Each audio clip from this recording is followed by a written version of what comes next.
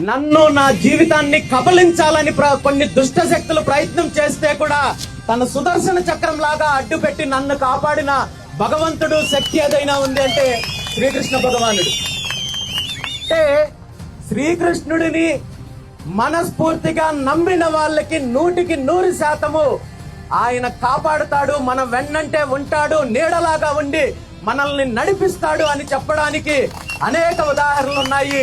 ఇది ప్రతి ఒక్కరి విషయంలో కూడా 100% నిజమవుతుంది.